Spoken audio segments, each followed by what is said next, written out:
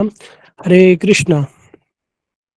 तो हम लोग श्रवण कर रहे थे भगवान नाम महिमा, और भगवान नाम महिमा के अंतर्गत हम लोगों ने कल श्रवण किया कि जिस किस प्रकार पद्म पुराण के अंदर भगवान कृष्ण और अर्जुन का वार्तालाप है,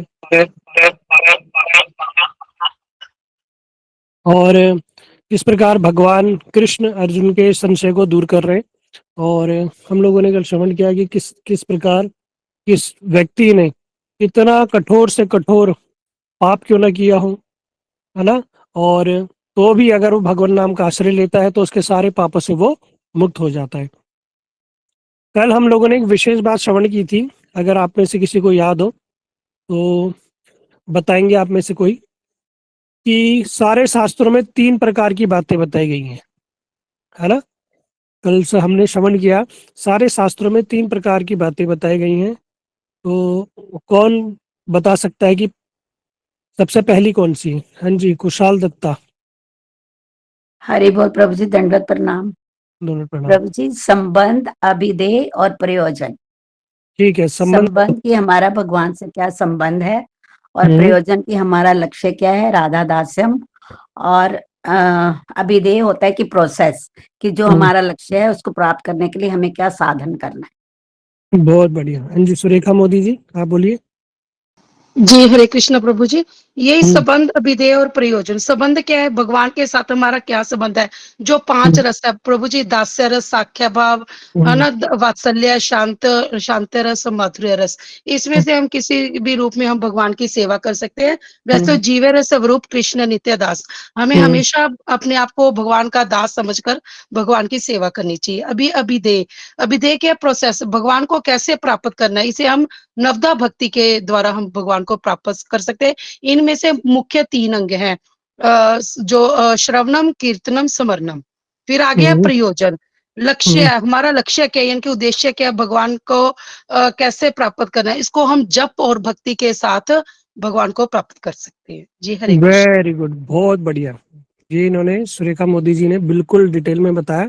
आप कहाँ से, पंजाब से हैं जी या प्रभु जी, हिमाचल से? बरनाला पंजाब से जी। पंजाब से, हाँ, थोड़ा आपकी लैंग्वेज से पता चल गया। Very good.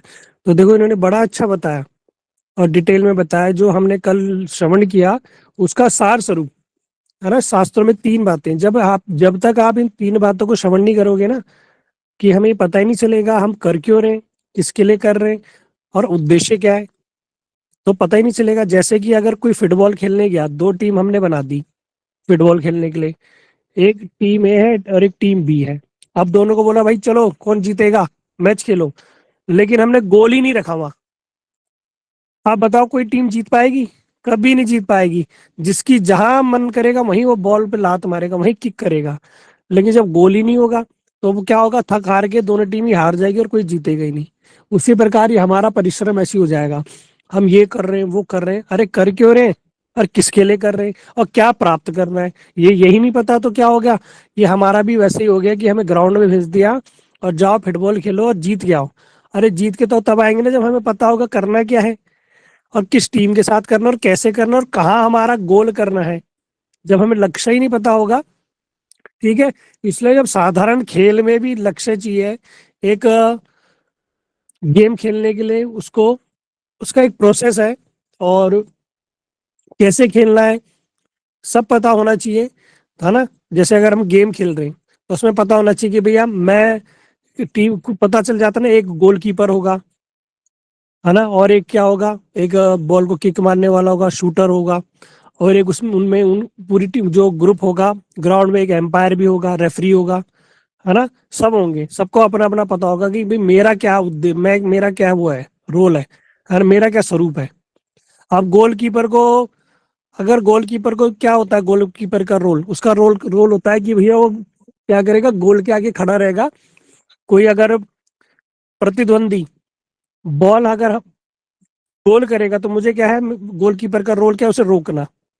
अगर वो रोक के ना और अंदर चले जाए और ग्राउंड में जाके बॉल में लात मारने लगे, किक मारने लगे इधर उधर, तो क्या मतलब, वो है भटका हुआ, उसको पता ही नहीं। तो इसलिए क्या है, उसे पता होना चाहिए कि भाई मेरा क्या स्वरूप है, मैं मेरे को क्या करना है ना।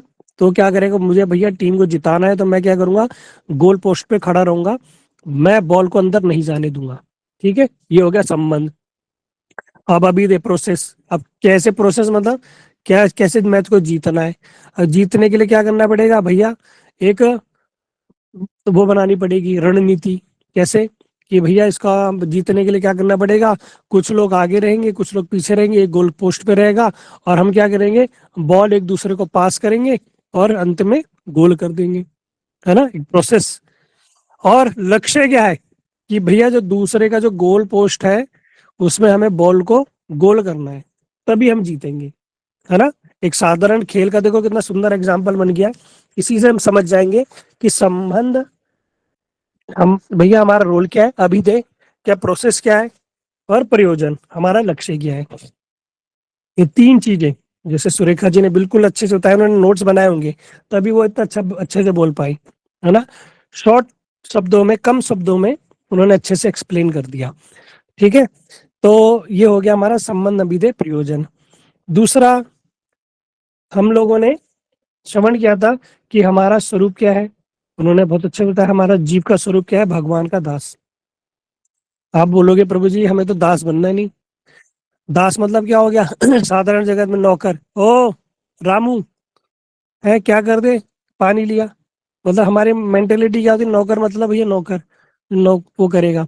तो वास्तव में देखा जाए तो हर व्यक्ति ही नौकर है, हर व्यक्ति ही नौकर है। कोई बोले ना मेरे पति तो बहुत बड़े इंजीनियर है, मेरे पति तो डॉक्टर है, मेरे पति तो बहुत बड़े वो कंपनी के मैनेजर। अरे कुछ भी है, कोई कुछ भी कर रहा है, कर तो अपने मालिक की नौकरी ही रहे ना।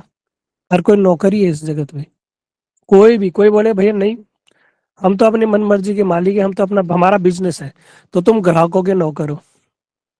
है, ग्राहक बोलेगा "ए, ये लगा, एक प्लेट ये लगा", है तो वही तुम्हें लगानी पड़ेगी। ग्राहक क्या करे, मेरे को दवाई दो, तुम्हें देनी पड़ेगी। ग्राहक बोलेगा भैया मेरे बाल सीधे कर दो, मेरे बाल, मेरा फेशियल कर दो, मस्त करना पड़ेगा भैया। तो मतलब क्या हो, तुम ग्राहक के नौकर। हर व्यक्ति इस जगत में नौकर ही है, हर व्यक्ति। कोई बोले मैं किसी का नहीं, तो भैया कोई घर पे भी रह रहा हो तो बीवी बच्चों का नौकर है।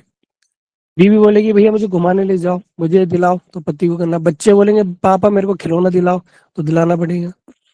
पत्नी बोले भैया मैं मालकिन हूँ, पति बोलेगा ये पानी ला एक गिलास, आज ये बना खाने में, पत्नी को करना।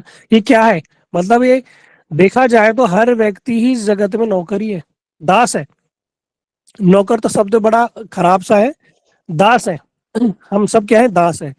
लेकिन दास होना भी बहुत बड़ी बात है। ठीक है, अब कोई यहाँ पर कोई ऐसा व्यक्ति जो नौकर बनना चाहता है किसी का, कोई है, हैंड रेज करो। अगर मैं बोलूँ आपको किसी व्यक्ति का नौकर बनना है तो कोई बनना चाहेगा। हाँ जी, कशिश श्रेष्ठी बनना चाहेंगे, अच्छा किसका नौकर बनना चाहोगे। मैं जगत, जड़ जगत में बोल रहा हूँ अभी, गुरु वैष्णव का नहीं बोल रहा। हाँ जी, कशिश नहीं कशिश प्रभु शेट्टी हरे किसका कृष्ण नौकर प्रभु बनोगे। जी, प्रणाम। नहीं प्रभु जी, जगत में नहीं बनना है तो ठाकुर मैं जी का जगत के बनना लिए है, बोल राधा रहा हूँ, रानी। मैं जगत में नहीं बोल नहीं। रहा हूँ, जगत में। कमल, कमल भट्ट जी,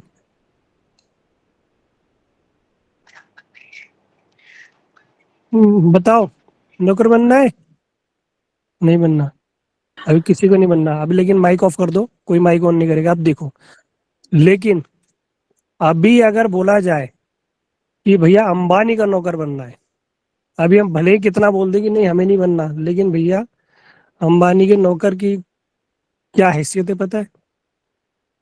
जो अभी आपके घर में हर कोई क्या है, नौकरी कर रहा होगा, कोई बिजनेस कर रहा होगा, कोई कुछ ना कुछ तो अर्निंग तो कर ही रहा है, परिवार चलाने के लिए धन चाहिए। हर व्यक्ति तो नौकरी कर रहा है।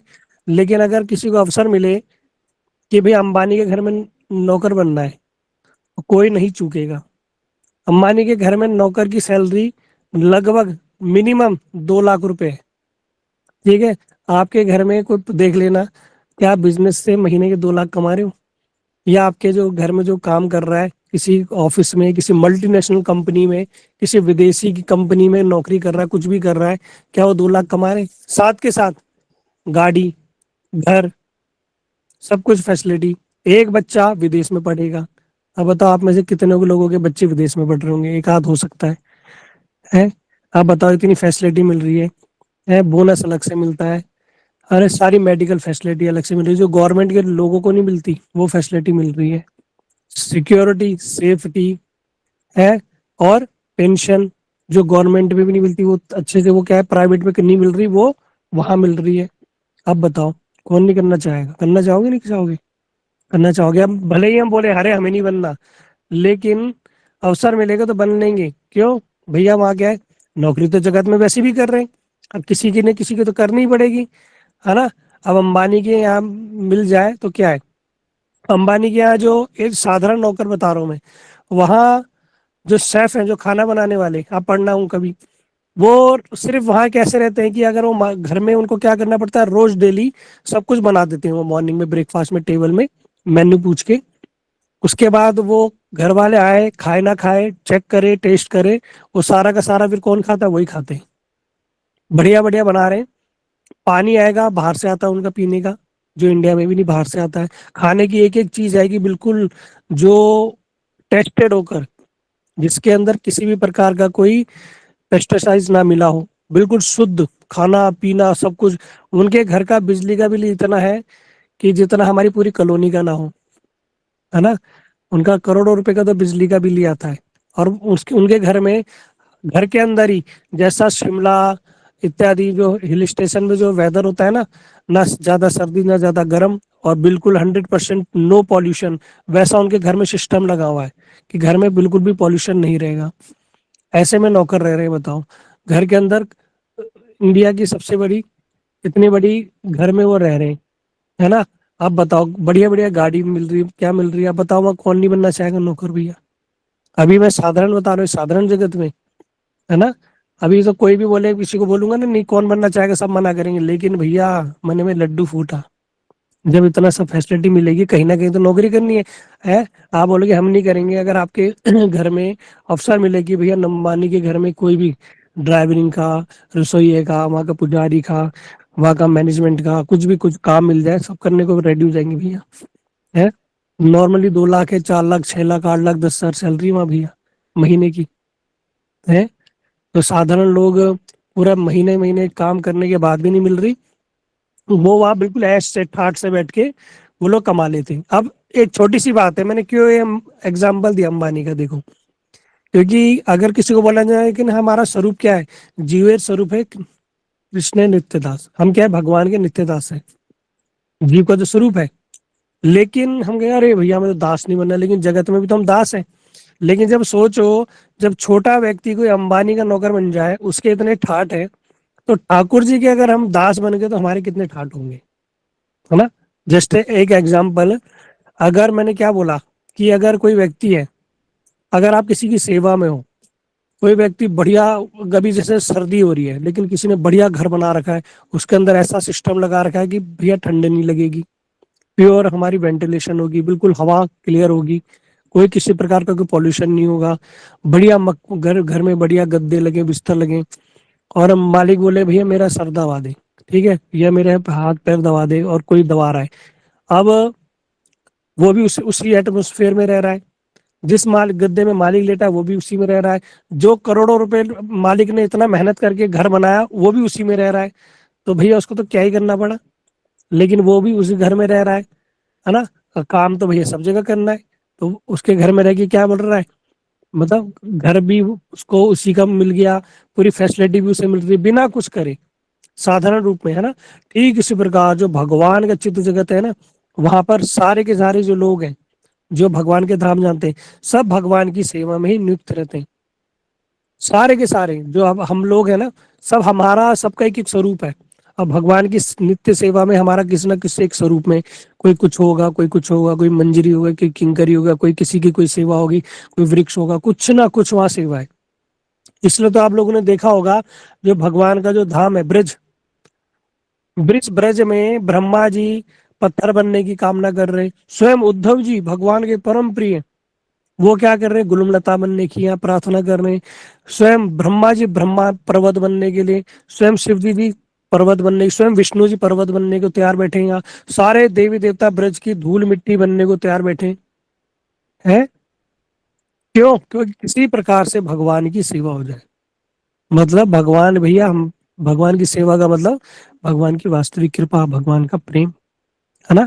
इसलिए हमें क्या करना है, अचित जगत में भी जाके हमें भगवान की सेवा में ही नियुक्त रहना है। तो फिर बोले प्रभु जी हम क्यों सुने, फिर कथा होता है क्यों इतनी चीजें सुने कि क्या करना है क्या नहीं करना? नहीं, जब किसी को कोई सेवा दी जाती है तो उसके पहले क्या दी जाती है? ट्रेनिंग, है ना? उसके विषय में सब कुछ पता होना चाहिए। अगर कोई डॉक्टर बनता है, क्या उसे पहले दिन पकड़ा देते कि भैया ले ऑपरेशन कर दे? नहीं, उसको पढ़ाई करनी पड़ती है भैया, 8-8, 10-10, 12-12 घंटे, कि कौन सी दवाई देनी है, कैसी देनी है, कब देनी है, किस कंडीशन में देनी है, मरीज की कैसी कंडीशन होनी चाहिए, कब ऑपरेशन करना है, कब ऑपरेशन नहीं करना है, कैसे उसके चेक करना है, उसके दिल की धड़कनें बढ़ रही, कब पता चलेगा उसकी जो पल्स गिर रही है, कब उसका बीपी हाई, कब लो हो रहा है, ये सब भैया सब कुछ पढ़ना पड़ता है। तब जाके भैया फाइनली उसको सीधा डॉक्टर नहीं बनता। फिर क्या होता है? फिर जो बड़े बड़े डॉक्टर के अंडर में उसको काम करना पड़ता है, चाहे किसी फील्ड में हो। अगर कोई व्यक्ति रसोईया बन रहा है, शेफ बन रहा है, तो सीधा जाके शेफ नहीं बनेगा, पहले पढ़ना पड़ता है भैया क्या क्या कितना डालना है, कितनी नमक की क्वांटिटी कैसे डालनी है, कितने टेम्परेचर में पकाना है। जो जिन्होंने होटल मैनेजमेंट किया उनसे पूछना। उसके बाद भी सीधा शेफ नहीं बनते, उसके बाद क्या है, उन शेफ के अंडर में काम करना पड़ेगा, है सब्जी काटनी पड़ेगी, ये करना पड़ेगा, चेक करना पड़ेगा। क्योंकि जब तक बिल्कुल प्रैक्टिकली करेंगे नहीं, थ्योरिकल समझेंगे नहीं, तब तक हम उस चीज में परफेक्ट नहीं होंगे। तो प्रैक्टिकल करने से पहले थ्योरी करनी पड़ती है। थ्योरी मतलब कोई भी चीज हाथों से करने से पहले उसको सीखना पड़ता है ना? उसको सीखना पड़ता है, समझना पड़ता है कि कैसे क्या करना है, कैसे भी। अब हम भारत में क्या है, वर्बली भी हम सीखते हैं। वर्बली मतलब मुख के द्वारा, कि भैया ऐसे करना पड़ेगा, ऐसा करना पड़ेगा। अगर कोई बोले भैया हम कि हमें घर में भैया कुछ बनाना है, खाने की चीज हो, कोई है, कोई बहू बोल रही, सास सास बोल रही कि भैया मेरे लिए बना दे, बहू कह रही मुझे तो आता नहीं। सास बोली कि भैया एक काम कर, बर्तन चढ़ा, उसमें ऐसे कर, उसको उबाल दे, उसमें इतना पानी डाल, इतना नमक डाल। क्या वर्बली उसको पहले ट्रेनिंग दी, तब जाके वो क्या करेगी, उसको एप्लीकेबल करेगी, है ना? कोई भी चीज, कोई भी वस्तु कोई भी आदमी हर चीज सीख के नहीं आता। उसको क्या करनी पड़ती है? पहले ट्रेनिंग करनी पड़ती है।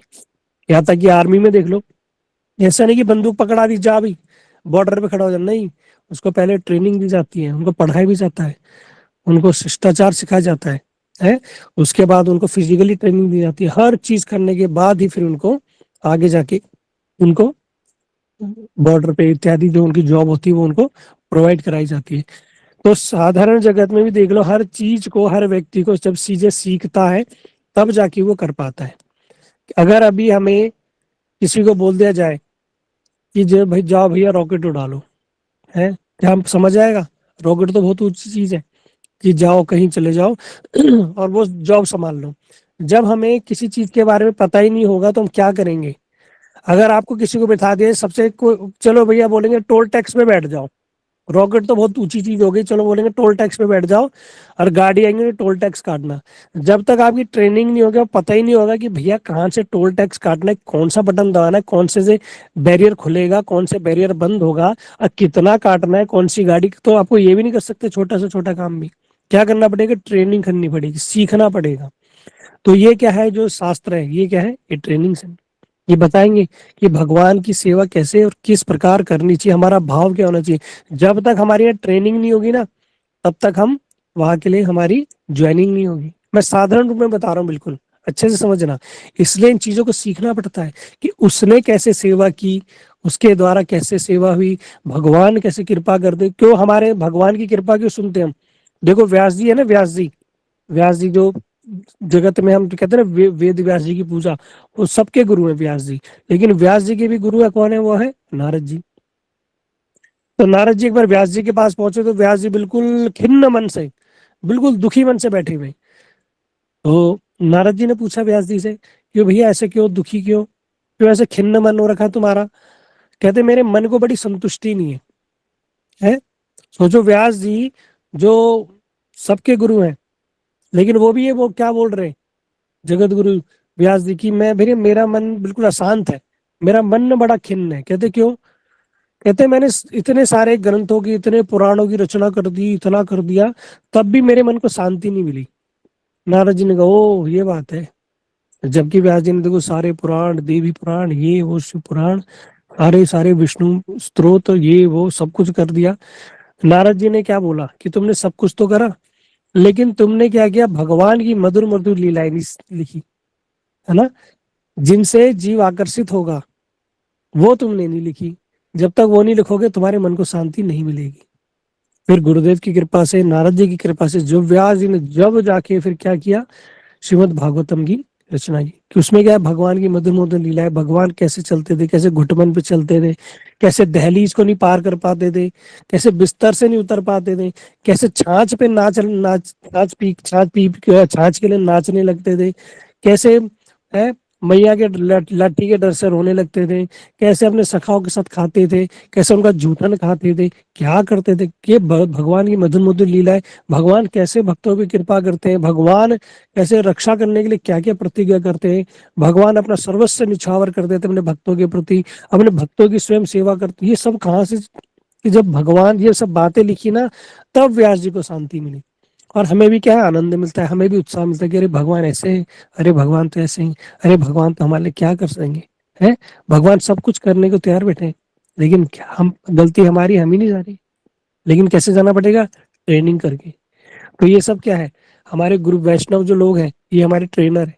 ये लोग आते हैं, गुरु वैष्णव जो आते हैं, ये ट्रेनिंग देते हैं कि भैया अगर चित जगत में जाना है ठाकुर जी की सेवा करनी है तो कैसे करनी है, ये हमें पता होना चाहिए। अब हम चले गए वहां जाके, हमें कुछ ज्ञान नहीं, कुछ नहीं, वहां तो हम क्या करेंगे, जो यहाँ कर रहे हैं वहां भी वही करेंगे, वहां चुगली करेंगे, अरे वो देखो ना उसने ऐसे कर दिया, अरे वो तो भगवान के ऐसे पीछे पीछे घूमते रहती है, वो तो कुछ, वहां भी यही करेंगे काम, है। इसलिए नहीं भैया, पहले क्या करना पड़ेगा, सारी चीजें सीखनी पड़ेगी, अपने आप को शुद्ध पवित्र करना पड़ेगा, तब जाके हम क्या करेंगे, भगवत धाम जा सकते हैं।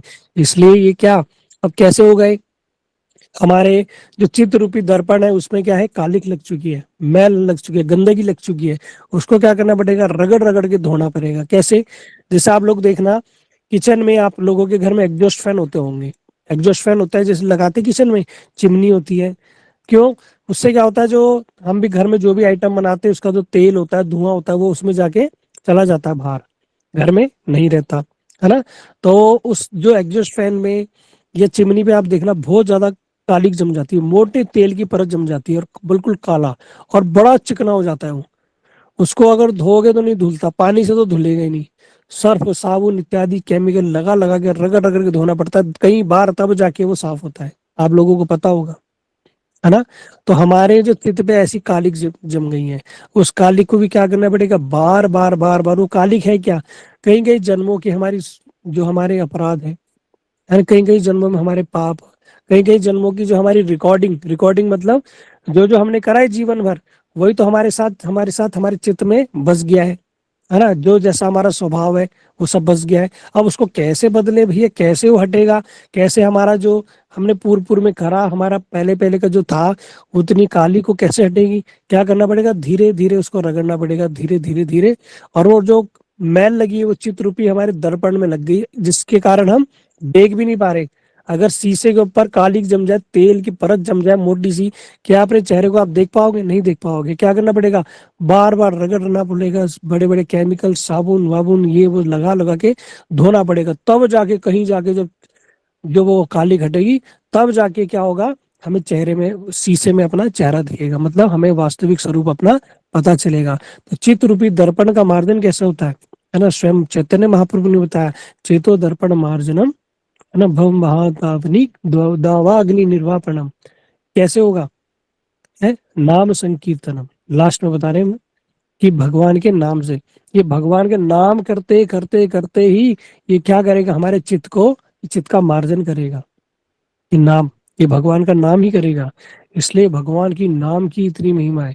सारे शास्त्रों में यही बताया गया कि कलयुग का जो जीव है कुछ करे ना करे, और करे तो क्या करे, सिर्फ क्या करो, बस भगवान का नाम करो, इतना करने मात्र से ही सब कुछ हो जाएगा।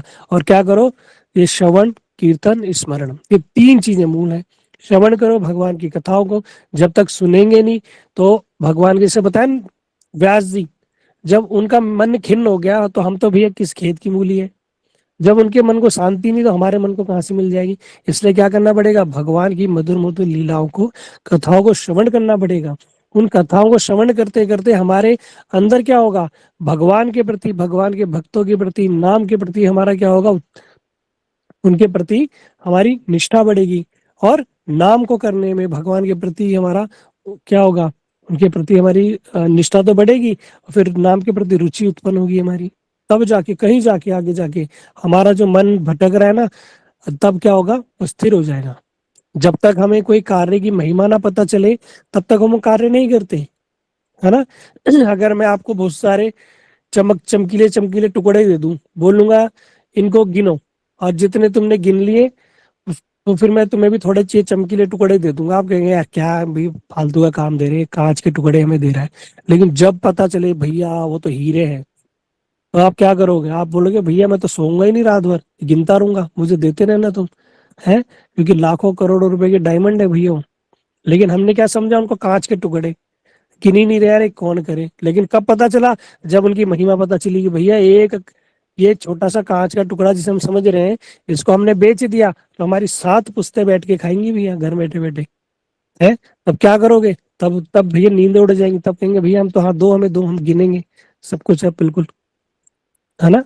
क्यों? अब हमें पता चल गया भैया ये कांच नहीं, ये मणि है, ये हीरा है, इसकी बड़ी महिमा है ना।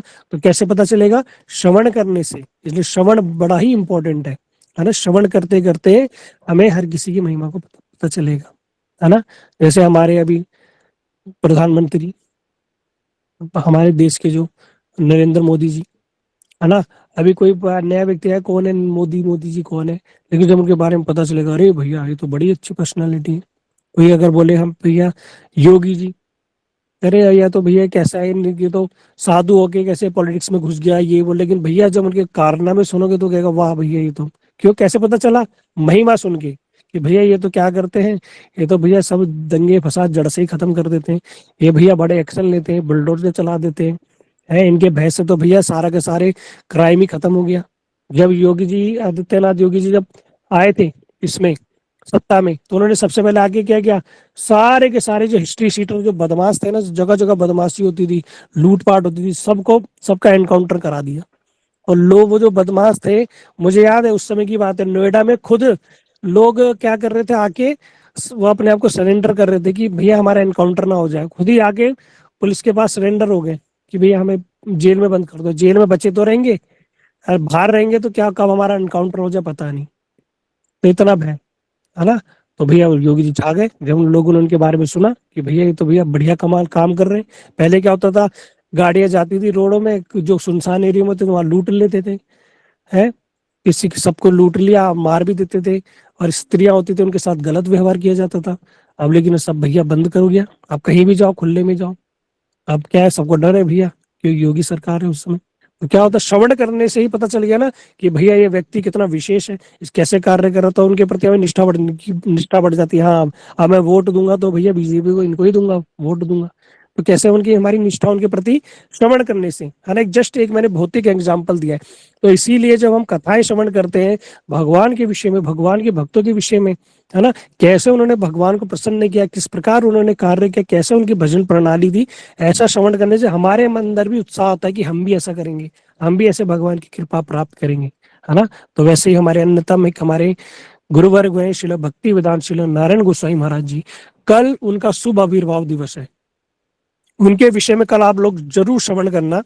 अगर आपके पास में कहीं पर भी मठ मंदिर है या फिर ऑनलाइन के माध्यम से, है ना, या उनकी कथाएं आप लोगों को मिले तो जरूर उनके विषय में श्रवण करना। ऐसे युग पुरुष बहुत कम ही आते हैं।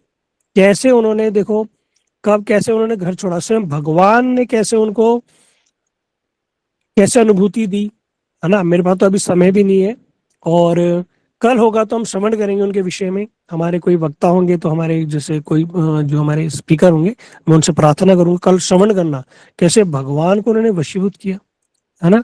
कैसी उनकी गुरुदेव के प्रति निष्ठा, कैसी सेवा भाव। ऐसे ही महापुरुष के विषय में श्रवण करने से क्या होता है, हमारे अंदर उत्साह जगता है कि हम भी कुछ ना कुछ तो करेंगे। अरे कुछ तो करेंगे, है ना, कम से कम ऐसा कुछ करेंगे कि अपने मनुष्य जीवन को हम सार्थक करेंगे। और जो व्यक्ति अपने मनुष्य जीवन को सार्थक कर लेता है ना, भगवान क्या करते हैं, उसको पुनः अवश्य देते, अवसर देते हैं दोबारा मनुष्य योनि में। लेकिन जो व्यक्ति अपने मनुष्य जीवन को मिलने पर भी उसका सदुपयोग नहीं करता, भगवान उसे कभी भी कदापि फिर उसको दोबारा कभी मनुष्य योनि प्रदान नहीं करते। भूला बिसरा कभी अहेतु की कृपा हो गई तो हो गई, वरना तो नहीं, है ना। तो हम लोग तो बड़े सौभाग्यशाली हैं कि ऐसी परंपरा में हम आए हैं, है ना। ऐसे गुरु परंपरा वैष्णव लोगों के अनुगत्य में हम लोग चल रहे हैं। तो अपने जीवन को हम सार्थक करेंगे, धन्य करेंगे, ठीक है। अपना सारे कार्य जो करने हैं जीवन के, हमें वो भी करने हैं, लेकिन साथ के साथ जो ये जिसके लिए हम आए वो भी हम करते रहेंगे।